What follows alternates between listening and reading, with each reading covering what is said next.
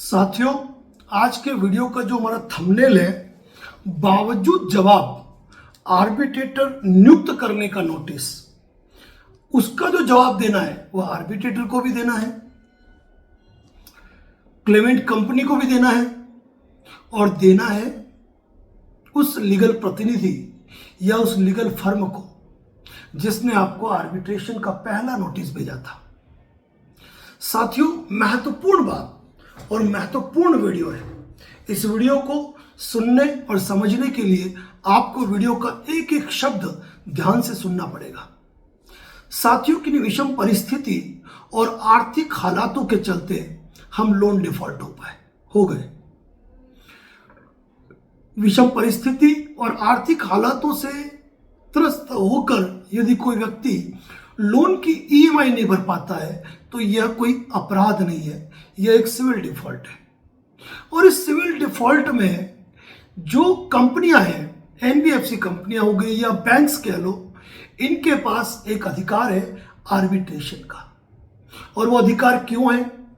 क्योंकि at the time of loan sanction या ये कह लो कि लोन एग्रीमेंट में आर्बिट्रेशन का एक क्लोज होता है और उस क्लोज में ये बात लिखी होती है कि जब दोनों ही पक्षकारों के बीच में यदि कोई विवाद हो, डिस्प्यूट की कंडीशन पैदा हो जाए तो आर्बिट्रेटर के माध्यम से उस मामले का निस्तारण करेंगे। आर्बिट्रेशन एवं कंसिलिएशन एक्ट के अंदर आर्बिट्रेटर को यह पावर दिए गए हैं कि वह दोनों पक्षों को सुनकर वह एक अवार्ड पास करे, वह एक इंटरिम अवार्ड पास करे और उसका पास किया गया अवार्ड सिविल कोर्ट द्वारा एग्जीक्यूट होगा। यकीन मान के चलना कि जिस तरह एक सिविल न्यायालय की डिक्री काम करती है, उसी आधार पर आर्बिट्रेटर का अवार्ड काम करता है। लेकिन आर्बिट्रेशन एक्ट के अंतर्गत यहां तक कि माननीय सुप्रीम कोर्ट और हाई कोर्ट के वरियस जजमेंट के अंदर लैंडमार्क जजमेंट है, जिन जजमेंट्स के अंदर आर्बिट्रेशन की प्रोसेस कैसे होनी चाहिए, कौन सा प्रोसेस अवैध होगा, आर्बिट्रेशन एक्ट के प्रावधान क्या है, कई बार उनका उल्लेख किया गया है। लेकिन एनबीएफसी कंपनियां और कई arbitrator arbitration act, supreme court और हाई कोर्ट के लैंडमार्क जजमेंट को दता बताते हुए अपना काम करते हैं। आप ये सोचते हैं कि मैंने जब लोन लिया तो लोन लेते समय जो एग्रीमेंट साइन हुआ, उस एग्रीमेंट में यह लिखा गया था कि आर्बिट्रेटर चुनने का जो अधिकार है वह एनबीएफसी बैंक को रहेगा। जो स्थान है वह स्थान चुनने का अधिकार कंपनी को रहेगा। इस तरह के अगर एग्रीमेंट पे आपके कोई हस्ताक्षर करवा भी दिए गए हैं तो कानून की पालना में ऐसे तमाम एग्रीमेंट शून्य होते हैं, क्योंकि किसी कंपनी का किया गया कोई एग्रीमेंट जो कानून की पालना में नहीं है और कानून से विपरीत जाकर बनाया है तो उसकी कोई मान्यता नहीं होती है। इसीलिए आप सभी को अपने दिमाग से इस बात को निकालना पड़ेगा कि हमने आर्बिट्रेशन क्लोज में अपनी सहमति दी है। आपकी सहमति हो भी तो उसके कोई मायने नहीं है, क्योंकि जब उन्होंने कानून से विपरीत जाकर कोई भी एग्रीमेंट किया है तो उसकी वैल्यू जीरो है। अब ऐसी कंडीशन में जब आपका लोन डिफॉल्ट हो गया और लोन डिफॉल्ट होने पर एनबीएफसी कंपनी या बैंक ने आपको एक नोटिस भेजा और वो नोटिस भेजा अंडर सेक्शन 21 आर्बिट्रेशन एक्ट के अंतर्गत, और उसमें उन्होंने कहा कि आप लोन रीपे करने में चुके हैं, आप 7 दिन में या 15 दिन में लोन का चुकारा कर दें, नहीं तो हम इस मैटर में आर्बिट्रेशन की कार्रवाई करेंगे। इसके साथ साथ कभी कभी कुछ कंपनियां 4, 5, 6 आर्बिट्रेटर के नाम भी दे देती है कि इनसे हम आर्बिट्रेशन की प्रक्रिया करवाएंगे, तो इनमें से आप किसी को एक आर्बिट्रेटर को चुन लीजिए। अब ऐसी कंडीशन में जब आप अवेयर हैं, अपने राइट के बारे में जानकारी रखते हैं, तो आपको पता है कि आर्बिट्रेटर दोनों ही पक्षों की सहमति से चुना जाता है और दोनों की सहमति से ही वह कार्य कर सकता है और दोनों की सहमति से ही उसके शुल्क का, फीस का निर्धारण होता है। अब ऐसी अवस्था के अंदर जब आपको सेक्शन 21 का नोटिस आया और वह सेक्शन 21 का नोटिस यदि आपको कंपनी या बैंक ने दिया है, यदि वह सेक्शन 21 का नोटिस आपको बैंक या कंपनी के किसी लीगल फर्म की ओर से दिया गया है या उनके एडवोकेट की ओर से दिया गया है, वह नोटिस यदि आपको मेल पे आया है, टेक्स्ट मैसेज के लिंक के रूप में आया है या फिर हार्ड कॉपी आई है थ्रू रजिस्टर्ड पोस्ट या कुरियर, और यदि आपने उसका विधिक आधारों पर जवाब दे दिया है, कानूनी आधारों पर, कानूनी आधार ये नहीं है कि मेरी बीवी की तबीयत खराब है, पिताजी कैंसर पेशेंट है, मैं जॉबलेस हो गया हूं, मुझे टाइम चाहिए, मैं सेटलमेंट करना चाहता हूं, मैं राशि चुका दूंगा, ये कतई विधिक आधार नहीं है। यदि आप ये चीज लिखते हो तो आप अपने पैरों पे कुल्हाड़ी मारने का काम करते हैं। आपका जवाब जो भी होना चाहिए वह आर्बिट्रेशन एक्ट के प्रावधानों के तहत होना चाहिए। सुप्रीम कोर्ट और माननीय जो कई हाई कोर्ट है जिनके लैंडमार्क जजमेंट है उनकी अनुपालना में होना चाहिए। अब यदि आप एक अच्छा ऑब्जेक्शन आर्बिट्रेशन प्रक्रिया के ऊपर आप सेक्शन 21 का रिप्लाई दे देते हैं, सेक्शन 21 का रिप्लाई देने के बाद भी यदि कंपनी आर्बिट्रेटर नियुक्त कर देती है या कंपनी के लीगल एडवोकेट्स, लीगल फर्म यदि आर्बिट्रेटर नियुक्त करके अपॉइंटमेंट ऑफ आर्बिट्रेटर का लेटर जारी कर देते हैं और आपको सीसी कर देते हैं, ऐसी स्थिति में जब आपके पास लेटर आता है तो आप सोचते हैं कि फर्स्ट हियरिंग का नोटिस आएगा तब जवाब दूंगा। ऐसा बिल्कुल भी मत कीजिए। क्यों? क्योंकि आपने सहमति नहीं दी, आपने विधिक आधारों पर आपत्ति दी है। ऐसी स्थिति में यदि आर्बिट्रेटर अपॉइंट किया है तो यह कानून की स्पष्ट अवहेलना है। माननीय सुप्रीम कोर्ट और हाई कोर्ट के लैंडमार्क जजमेंट की अवहेलना कर रहा है। ऐसी स्थिति में जब आपको अपॉइंटमेंट ऑफ आर्बिट्रेटर के लेटर की कॉपी मिलती है, आपको एट द टाइम आपको नंबर 1 पे आर्बिट्रेटर को रखते हुए, नंबर 2 पे कंपनी को रखते हुए, नंबर 3 पे उनके लीगल प्रतिनिधि को रखते हुए, यदि लीगल प्रतिनिधि है, लीगल फर्म है, तो आप डायरेक्टली ऑब्जेक्शन फाइल करें कि जब मैंने आर्बिट्रेशन पर अपनी सहमति नहीं दी है, जब आपको मैंने जरिए रजिस्टर्ड पोस्ट मेल के माध्यम से आपको अपना ऑब्जेक्शन भेज दिया है, आपको ऑब्जेक्शन प्राप्त हो गया है, उसके बावजूद आपने कैसे आर्बिट्रेटर अपॉइंट कर दिया।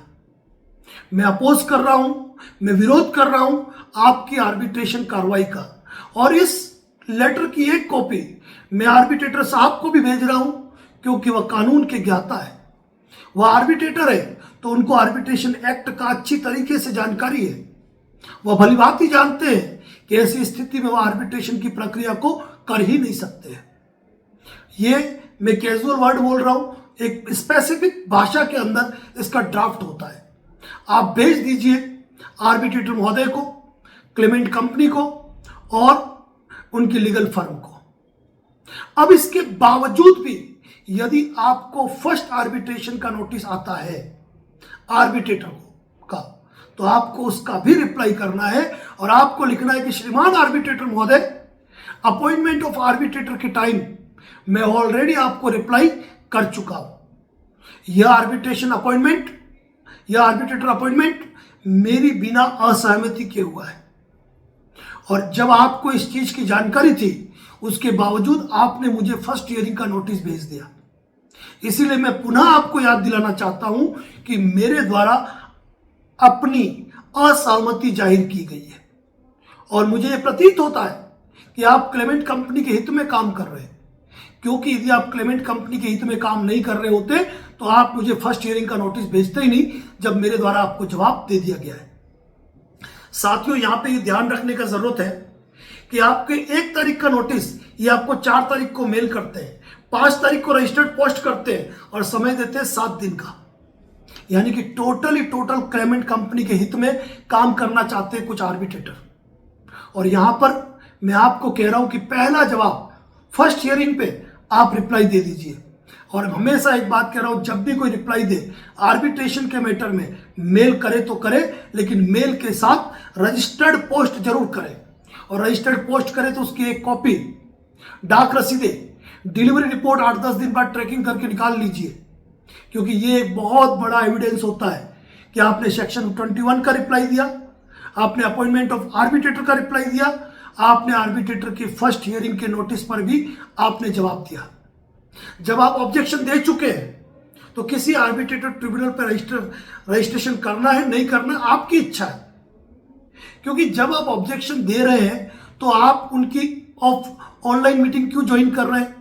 क्योंकि मैंने एक नहीं अनेकों शिकायतें सुनी है कि जब आप ऑनलाइन मीटिंग अटेंड करते हो तो सामने कोई आता ही नहीं है और आपकी स्वीकृति सहमति हो गई, और जब फर्स्ट हियरिंग का जवाब दे दिया उसके बाद भी सेकेंड हियरिंग अगर वो भेजते हैं तो फिर ये मान के चलिए कि आर्बिट्रेटर साहब पूरी तरह बिके हुए हैं।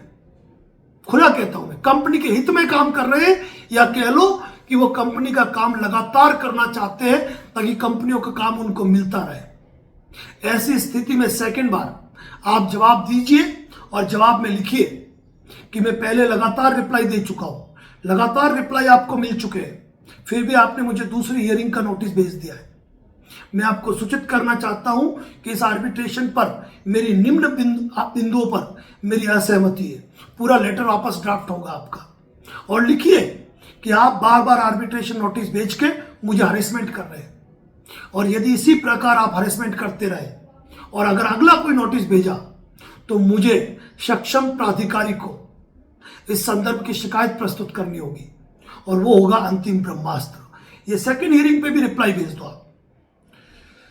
सेकेंड हियरिंग पे भी रिप्लाई भेज देने के बाद भी रजिस्टर्ड पोस्ट, डाक रसीद, डिलीवरी रिपोर्ट, ये सारी चीजें आपके पास मौजूद है। उसके बाद भी अगर आर्बिट्रेटर महोदय को इंटरिम अवार्ड पास कर देते या फिर थर्ड हियरिंग का नोटिस भेज देते, वहां बारी आती है ब्रह्मास्त्र की। और उस ब्रह्मास्त्र में ये आप सेकेंड नोटिस में भी लिख सकते हो कि यदि आपके द्वारा मुझे आर्बिट्रेशन का नोटिस जारी किया गया तो मुझे सुप्रीम कोर्ट रजिस्ट्रार, संबंधित high court registrar, bar council of India, RBI, PMO, CMO, president of India, RBI Lokpal, इन सबको मुझे शिकायत पेश करनी पड़ेगी। और इसके बाद भी यदि वो इंटरिम अवार्ड पास कर देते हैं, इसके बाद भी तीसरी हियरिंग का नोटिस दे देते हैं, तो साथियों तनाव लेने की जरूरत नहीं है। अब वक्त आया है दिव्यास्त्र चलाने का, वही जो भगवान श्री कृष्ण ने कहा था कि यह प्रतिद्वंदी दिव्यास्त्रों के योग्य है, पार्थ दिव्यास्त्र चलाओ। तो जो आपका अगला जब जवाब जाएगा वह अंतिम जवाब जाएगा, और उस अंतिम जवाब के अंदर आप पूरा जवाब लिखते हुए आप माननीय सुप्रीम कोर्ट रजिस्ट्रार, संबंधित किस राज्य के हैं वहां के high court registrar, bar council of India, संबंधित state bar council, RBI Lokpal, MCA, CMO, PMO, president of India, और भी कोई आपकी नजर में हो तो उन तमाम मेल आईडी पे, मतलब जवाब तो आर्बिट्रेटर को दे और सबको रखे सीसी में, और जितने भी पुराने जवाब दिए उन सारे जवाबों को पीडीएफ अटैच करके मेल कर दीजिए और भेज दीजिए आर्बिट्रेटर साहब को। आर्बिट्रेटर अवार्ड पास करेंगे ना, जिंदगी में एग्जीक्यूट नहीं होगा, जिंदगी में। और एक बात आप सोच रहे होंगे कि क्यों रोल में supreme court high court registrar को कह रहा हूं, क्योंकि जवाब में जब आप सुप्रीम कोर्ट और हाई कोर्ट की नजीरें लिखोगे तो वहां लैंडमार्क जजमेंट की अवहेलना है, आर्बिट्रेशन एक्ट का अपमान है, संबंधित स्टेट बार काउंसिल और बार काउंसिल ऑफ इंडिया क्यों कह रहा हूं, चाहे आर्बिट्रेटर एडवोकेट हो या फिर कोई फॉर्मर जज भी क्यों ना हो, वह उसके बाद यदि वकालत में आए हैं तो बार काउंसिल ऑफ इंडिया से मतलब वो उनकी प्रधान नियामक संस्थान है, स्टेट बार काउंसिल से वो रजिस्टर्ड है। आरबीआई लोकपाल को क्यों कह रहा हूं, ताकि वह जाने कि क्लेमेंट कंपनियां किस हद तक काम करती है। और एक बात और, जब अपॉइंटमेंट ऑफ आर्बिट्रेटर का जब आप नोटिस भेजे ना फर्स्ट हियरिंग का, तो फर्स्ट हियरिंग के नोटिस में एक बात खुल के लिखे कि जिस तरह कोर्ट में फर्जी डॉक्यूमेंट पेश करना, फर्जी शपथ पत्र पेश करना, गलत जानकारियां देना अपराध है और उस पर कानूनी कार्रवाई की जा सकती है। इसी अवस्था के अंदर मैंने क्लेमेंट कंपनी को और उनके लीगल प्रतिनिधि को अपनी असहमति जाहिर कर दी थी, लेकिन उन्होंने मेरी सहमति को बिना रिकॉर्ड पे लिए, असहमति को बिना रिकॉर्ड पे लिए, यह बताते हुए आपके सामने शपथ पत्र पेश किया है, क्लेम फाइल पेश किए, क्लेम पिटीशन पेश किए कि मैंने कोई जवाब भेजा ही नहीं, जबकि मेरे पास जो जवाब है वह मैंने आपको रजिस्टर्ड पोस्ट भेज दिया है। आप इसकी जानकारी लें। और जिस तरह कोई व्यक्ति कोर्ट के अंदर गलत जानकारी देता है, मिथ्या जानकारी देता है, मिथ्या शपथ पत्र पेश करता है, तो कोर्ट का यह अधिकार है कि वह उनके खिलाफ संज्ञान ले और उनके खिलाफ मुकदमा दर्ज कराए। और आप भी कानून के रक्षक हैं, आप भी आर्बिट्रेटर है, आर्बिट्रेटर ट्रिब्यूनल है, एक कोर्ट की भांति काम कर रहे हैं और कोई व्यक्ति आपको गलत जानकारी दे रहा है, गलत दस्तावेज पेश कर रहा है, मिथ्या शपथ पत्र दे रहा है, तो कानून के ज्ञाता हो तो आपकी भी जिम्मेदारी है कि उस व्यक्ति के खिलाफ आप कानूनी कार्रवाई करें, उसको नोटिस जारी करें कि उसने आपको गलत सूचना क्यों दी। मुझे अपने को पता है वो ऐसा करने वाले नहीं है, लेकिन लिखे, कल के बाद ये बातें कोर्ट में भी आती है, तब मालूम पड़े कि आर्बिट्रेटर किस तरीके से काम कर रहे हैं साथियों। लेकिन ये सारी चीजें आप तब कर पाओगे जब हम जवाब रजिस्टर्ड पोस्ट से भेजोगे। हम लोग तो गलती करते हैं, हम इनबॉक्स देखते हैं मेल आईडी का, स्पैम फोल्डर देखते ही नहीं है। हमारे स्पैम फोल्डर के अंदर न जाने कितने आर्बिट्रेशन के नोटिस पड़े हैं, हम गौर ही नहीं करते हैं साथियों। एक ही बात कहना चाहूंगा, एक ही बात, आर्बिट्रेटर आपकी इच्छा से, आपकी सहमति से नियुक्त होता है, लेकिन यदि आप जवाब नहीं देते हो ना, इसके आधार पर आपके खिलाफ एक्स पार्टी ऑर्डर हो जाएगा। आप गवर्नमेंट सर्वेंट है, आपकी सैलरी अटैच हो जाएगी आधी, कुछ नहीं कर पाओगे, घर का सामान उठा लिया जाएगा। लेकिन यदि आप टाइम पे टाइम रिप्लाई करते रहेंगे ना, तो फिर आर्बिट्रेशन खल्लास आर्बिट्रेशन। ऐसे एक नहीं 60 उदाहरण है मेरे सामने जहां आर्बिट्रेटर ने खुद ने अपनी कार्रवाई को वापस ले लिया। लेकिन इसके लिए आपको सजग होना पड़ेगा, आपको अवेयर होना पड़ेगा, आपको लगातार ऑब्जेक्शन देने पड़ेंगे, कम से कम मान के चलो 4 बार रिप्लाई देने। कई लोग हमें कहते हैं कि सर हम एक लीगल एक्सपर्ट से मिले, हम सोशल मीडिया से किसी व्यक्ति से जुड़े, उसने हमको एक बार रिप्लाई बना के दे दिया और अब कह दिया आप कोई रिप्लाई नहीं देना है, हो गया, रिप्लाई एक ही बार देते। अरे नहीं, वो भी तो आपकी एक गलती का इंतजार कर रहे हैं। आप अंतिम जवाब देने के बाद कोई जवाब मन तो चलेगा। मैं तो कह रहा हूं कि आर्बिट्रेशन अवार्ड भी पास कर देना, तब भी आप ऑब्जेक्शन फाइल करो, और उसके अंदर जो शब्द होते हैं ना, आर्बिट्रेटर अपना अवार्ड ही वापस ले लेता है। कई आर्बिट्रेटर तो फाइल बंद करके चुपचाप रख लेते हैं कि भाई रहने दे इसको, नहीं तो बाकी अवार्ड पे दिक्कत आ जाएगी। यदि आप प्रॉपरली अगर रिप्लाई फाइल करेंगे ना, अवार्ड पास भी होगा तो एग्जीक्यूट होने के लिए कोर्ट में नहीं आएगा। कारण एक एक कोर्ट में हजारों आर्बिट्रेशन अवार्ड इनके एग्जीक्यूशन के लिए आए हुए हैं, और एक अवार्ड अगर इनका खारिज हो गया ना, तो कोर्ट की नजर में आ जाएगा कि ये तो हवा में आर्बिट्रेशन करते हैं। और जिस क्लेमेंट कंपनी के एड्रेस पे आपने नोटिस भेजा है वहां लौट के आ गया, जिस लीगल फर्म को आपने नोटिस भेजा है वहां लौट के आ गया, या जिस आर्बिट्रेटर को आपने भेजा है वह आर्बिट्रेशन का नोटिस लौट के आ गया। कुछ आर्बिट्रेटर ट्रिब्यूनल ऐसे, उनके भी नोटिस लौट के आ रहे हैं। तब तो उन नोटिसों को ब्रह्मास्त्र की तरह यूज करना है, बंद लिफाफों को कहते हैं बंद मुट्ठी लाख के। तो वहां पर वो बंद लिफाफा जब आप स्कैन करके कंपनी, आर्बिट्रेटर सबको मेल करोगे ना कि आपने जो एड्रेस बताया उस एड्रेस पर आपकी कंपनी का ऑफिस ही नहीं है, आपके जो लीगल प्रतिनिधि जिन्होंने नोटिस भेजा वो उस एड्रेस पे ही नहीं है, आपका आर्बिट्रेटर ट्रिब्यूनल ही एड्रेस पर नहीं है, या आपके आर्बिट्रेटर भी अपने एड्रेस पर नहीं है, कोई एक हो जाए क्या, इस तरह से आपके द्वारा अवैध कार्रवाई की जा रही है। यानी कि नोटिस में जो आप अपना एड्रेस दिखा रहे हो, आप उस एड्रेस पे हो ही नहीं, no such person, office shifted, office है ही नहीं, और फर्जी आर्बिट्रेशन। तो ऐसे मामलों के अंदर यदि आप एक कठोर शब्द यूज करते हुए यदि आप मेल करते हो ना, आर्बिट्रेशन की कार्रवाई वही खत्म हो जाएगी, क्योंकि उनको मालूम है कि उनका आर्बिट्रेशन अवार्ड एग्जीक्यूट होने के लिए सिविल कोर्ट में जाता है, और सिविल कोर्ट उनकी खरीदी हुई नहीं है, कंपनी की पक्षधर नहीं है, वो तो डायरेक्ट एक्शन लेते हैं, डायरेक्ट एक्शन, अवार्ड खारिज, बात खत्म, खेल खत्म। तो साथियों उसके लिए आपको अवेयर होना पड़ेगा, अवेयर होना पड़ेगा। लिफाफे लौट के आते हैं, उनको खोलते नहीं है, उनको ब्रह्मास्त्र की तरह इस्तेमाल करते हैं क्या। और जब आर्बिट्रेशन फेल होता है ना तो सेटलमेंट होता है, और एक बार आर्बिट्रेशन फेल हो गया ना उसके लिए फिर हाईकोर्ट जाके डायरेक्शन लाने के भी नहीं रहे, क्योंकि जो काली करतूतें होती है वो सामने आती है कि इन्होंने क्या क्या गोलमाल किए, किस तरीके से आर्बिट्रेशन एक्ट का उल्लंघन किया, किस तरीके से हाईकोर्ट और सुप्रीम कोर्ट के लैंडमार्क जजमेंट को दरकिनार किया, किस तरीके से लगातार जवाब देने के बाद भी ये कहते हैं कि हमें जवाब नहीं मिला। तो ये जो सारी चीजें है ना वो बैंड बजाती है साथियों, बैंड बजाती है साथियों। मार्च का महीना चल रहा है, अपने inbox, spam folder, text message, WhatsApp message, link सब चेक करते रहना, खुली बात कह रहा हूं मैं।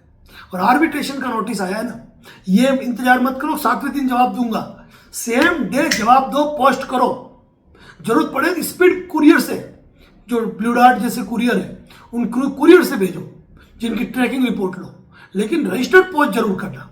मेल तो करना ही करना है, मेल कब करो, रजिस्टर्ड पोस्ट की रसीदें लगा के, कुरियर की रसीदें लगा के, उनको भी मालूम पड़े कि बंदा कच्ची गोलियां नहीं खेलता है। साथियों, एडवोकेट नरेंद्र जोशी पे बेबाक आवाज, बुलंदी के साथ आपकी बातों को रखा जाता है, और यदि आर्बिट्रेटर अपॉइंटमेंट हो गया है और आपने पहले ऑब्जेक्शन लिए ना, तो ऑब्जेक्शन में लिखो कि क्लेमेंट कंपनी के खिलाफ और जो लीगल प्रतिनिधि है उनके खिलाफ कानूनी कार्रवाई करो।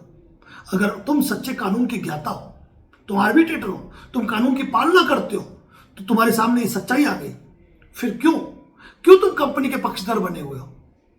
आरोप लगाने, लेकिन आर्बिट्रेटर पे भी आरोप लगते हैं, लेकिन कब लगाने, लास्ट में। और ध्यान रखना,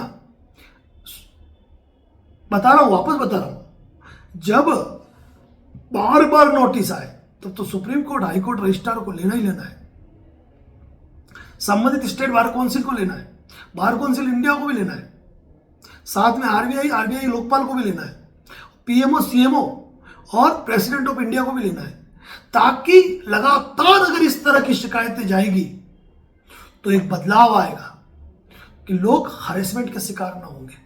अरे भाई, किन्हीं विषम परिस्थिति, आर्थिक हालातों के चलते हम लोन डिफॉल्ट के शिकार हो गए, तो तुम्हारे एग्रीमेंट के आधार पे तुम्हारी मर्जी हो वहां पे आर्बिट्रेशन करोगे, तुम्हारी मर्जी है वहां पे मीटिंग करोगे, हमको जूम मीटिंग में बुलाओगे, हम जूम मीटिंग में अटेंड होंगे और तुम आओगे ही नहीं। ऐसे खेल मत करो। वैसे आप लोगों ने मैं आर्बिट्रेटर हूं का वीडियो सुना होगा मेरा, जिसने वो वीडियो नहीं सुना ना उसको तो कुछ पता ही नहीं, लेकिन अगर आपने भी मैं आर्बिट्रेटर हूं ये वीडियो नहीं सुना है ना, तो जरूर सुन लीजिएगा। बहुत ही महत्वपूर्ण और इंपॉर्टेंट जानकारियां है, मतलब पूरी पोल खोल देता है फर्जी आर्बिट्रेशन प्रक्रियाओं की। साथियों, advocate Narendra Joshi and associate पर 300 से ज्यादा लोन डिफॉल्ट से रिलेटेड वीडियो पोस्ट है।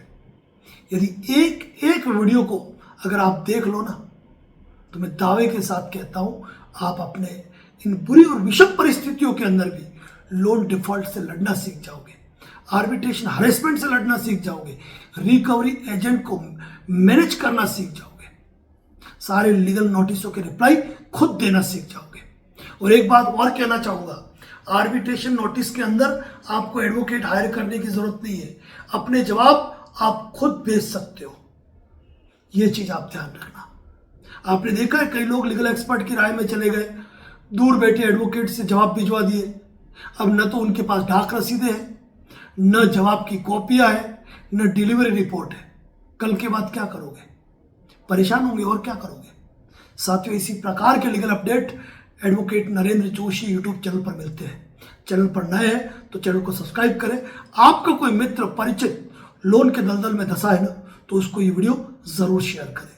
और यदि आप लोन के दलदल में धंसे हैं, मन में कोई गलत विचार आ रहे हैं, तो चैनल पर विजिट करें, ढेरों जानकारियां पोस्ट है। और खुद के मैटर को खुद लीड करना चाहो ना, कोई कॉल बुकिंग की भी आवश्यकता नहीं है, यूट्यूब चैनल की मेंबरशिप पे चले जाओ, बेबाक जानकारियां मिल जाएगी, हर नोटिस का जवाब मिल जाएगा। इसके बाद भी यदि कॉल बुक करना चाहे तो डिस्प्ले पे दिए हुए नंबर पे कॉल कर सकते हैं। इसी के साथ अपनी बात को समाप्त करता हूं। जय हिंद, जय भारत, जय मेवाड़।